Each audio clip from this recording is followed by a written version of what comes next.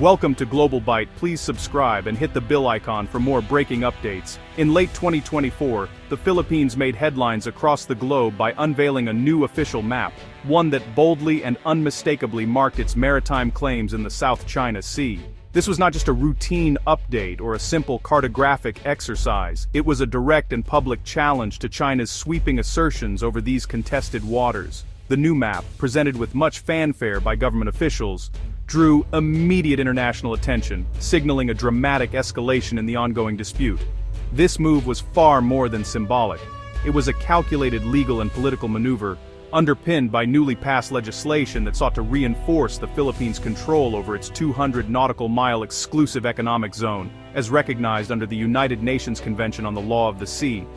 By enshrining these claims into law, Manila aimed to strengthen its position not only in the eyes of its own citizens, but also on the international stage, making it harder for rivals to dismiss its assertions as mere rhetoric. The world took notice, because the South China Sea is not just a regional flashpoint, it is a vital artery for global commerce and energy supplies. Every year, trillions of dollars worth of goods and resources pass through these waters. Any escalation or conflict here could disrupt international trade, impact energy security, and send shockwaves through the global economy, making the stakes higher than ever. For Manila, the new map is more than a document. It is a declaration of national resolve, a response to years of what many Filipinos see as relentless Chinese encroachment on their maritime territory. Public protests, Coast Guard patrols, and government statements all reinforce the message: the Philippines will not back down. The map's release has also put pressure on the Philippines' neighbors in ASEAN, compelling them to clarify their own positions on the South China Sea dispute. At the same time, it has emboldened allies like the United States to reaffirm their security commitments and prompted international diplomats to call for dialogue and respect for international law. With this bold step, the Philippines is signaling to the world that it will no longer be a passive bystander. Instead, it is determined to be an assertive player, actively defending its sovereignty and maritime rights, even in the face of overwhelming pressure from a regional superpower. This cartographic gambit has dramatically raised the stakes in the South China Sea, setting the stage for a critical test of international law and the resolve of the global community in confronting the ambitions of a superpower.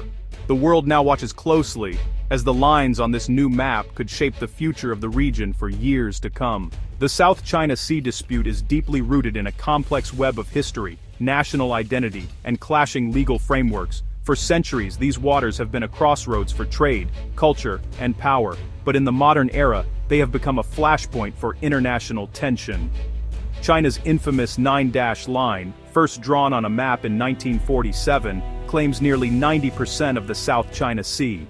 Beijing argues these sweeping claims are based on ancient maritime rights and centuries-old records of Chinese fishermen and explorers.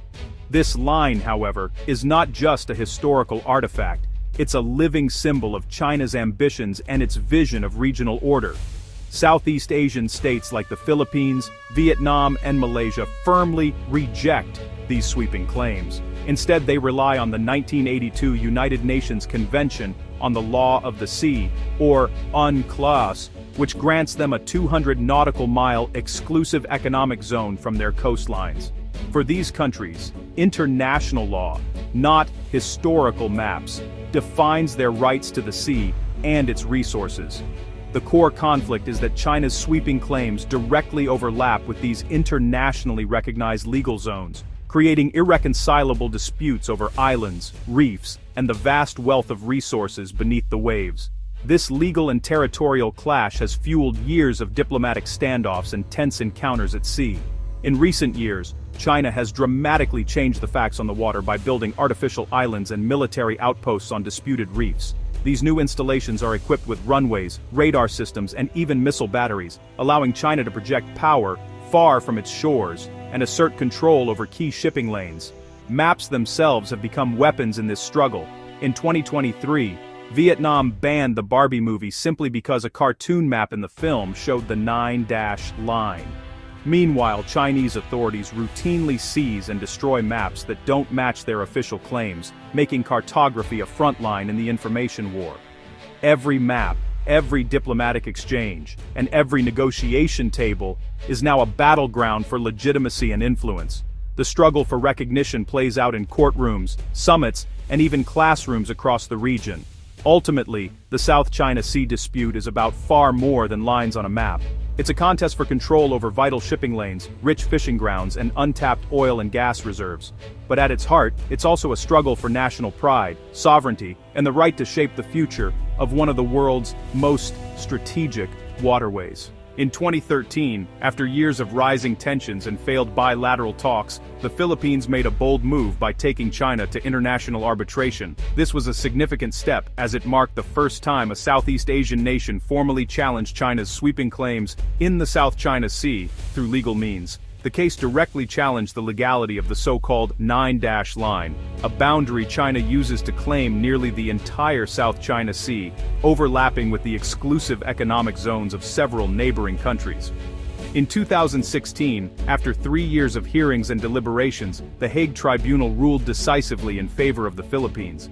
The judges declared that China's historic claims had no legal basis under the United Nations Convention on the Law of the Sea, or UNCLOS. The ruling not only affirmed the Philippines' sovereign rights within its exclusive economic zone, but also nullified China's sweeping claims to resources and territory far beyond its own shores. The decision was widely welcomed by the international community. The United States, European Union, Japan, Australia, and others hailed it as a victory for the rule of law at sea. However, China flatly rejected the ruling, refusing to participate in the proceedings or recognize the outcome. This left the Philippines with a powerful legal victory on paper, but no practical means to enforce it. Without a mechanism for an enforcement, the ruling's impact was limited to diplomatic and moral leverage. Still, the tribunal's decision transformed the South China Sea dispute. What was once a murky historical argument became a clear-cut matter of international law and legal compliance, setting a precedent for future maritime disputes. Yet, China's steadfast refusal to accept the verdict, combined with its continued activities in the disputed waters, has created a diplomatic deadlock that persists to this day. The 2016 ruling stands as a landmark in international law, celebrated by many, but ultimately ignored by the very power it was meant to restrain, leaving the region's future uncertain. President Marcos Jr.'s 2022 election marked a sharp turn in Philippine foreign policy. Unlike his predecessor's appeasement of China, Marcos revived the U.S. alliance, granting American forces access to more bases and strengthening regional security ties. The Philippines is now a key part of U.S. deterrence in the Indo-Pacific, with a new national security strategy to institutionalize this assertive stance. Modernizing the military and building alliances with Japan, Australia, and Europe are central to this approach. The shift is driven by China's continued harassment at sea and domestic pressure for a strong nationalist response. The pivot westward is both a strategic necessity and a political imperative. Manila is determined to defend its maritime claims with renewed resolve. Tensions have escalated into dangerous confrontations at sea, especially around Second Thomas Shoal and Scarborough Shoal. Chinese Coast Guard vessels have used water cannons and blockades to obstruct Philippine resupply missions, resulting in injuries and public outrage. These incidents exemplify China's gray zone tactics, coercion short of war, designed to assert control without triggering open conflict. Filipino crews face constant pressure, outmatched by China's superior maritime forces. The U.S. has reaffirmed its defense commitments, warning that attacks on Philippine vessels could trigger treaty obligations. Each clash risks spiraling into a broader conflict, with global powers watching closely. The front lines are not just about territory, they're about the balance of power in Asia. The Philippines' new map is a direct response to China's map warfare, including Beijing's 2023 10-dash line. By legislating its claims, Manila anchors its position in international law, countering China's historical narrative. China retaliated by publishing its own detailed map of Scarborough Shoal, escalating the cartographic standoff. This battle of maps is a struggle for legitimacy.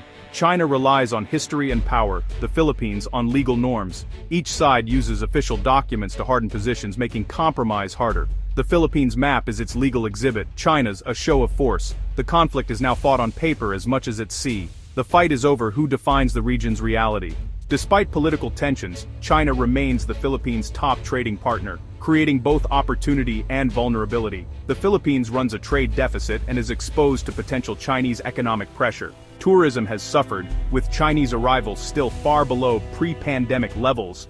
prompting Manila to offer visa-free entry in hopes of recovery. For Filipino fishermen, the dispute is personal. Many are chased from traditional grounds by Chinese patrols, threatening their livelihoods. Their plight fuels public anger and government resolve. Regional economic stability is at risk, as ongoing tensions deter investment and disrupt supply chains. Hopes for an ASEAN-China code of conduct remain uncertain, with fundamental disagreements unresolved. The region's economic future hangs in the balance, hostage to sovereignty disputes. The Philippines' assertive moves have sparked a spectrum of reactions. Manila frames its actions as a principled defense of international law, with officials vowing not to yield to Chinese pressure. Beijing denounces the arbitral ruling and calls for bilateral talks, warning against U.S. involvement. Experts are divided. Some praise Manila's coalition building and legal clarity, while others warn that close U.S. alignment risks escalating the conflict. The debate reflects a deep divide. One side prioritizes alliances and law, the other, regional autonomy and negotiation. Both sides see their approach as the only path to stability. The standoff is as much about narratives and strategy as it is about territory. The world is watching, as every move is weighed for its global impact. As of early 2026, the South China Sea is a zone of tension and fragile diplomacy. Both Manila and Beijing publicly commit to dialogue, with talks for a code of conduct ongoing but fraught with obstacles. The core disagreements over legal standing, geographic scope, and third-party roles remain unresolved. For peace, the code must be binding and enforceable, not just symbolic. Leadership in both capitals must balance assertiveness with genuine engagement, using international law as the foundation. The Philippines' cartographic move has clarified the stakes and rallied global attention. The future hinges on cooperation, not confrontation, on the principle that right, not might, should prevail.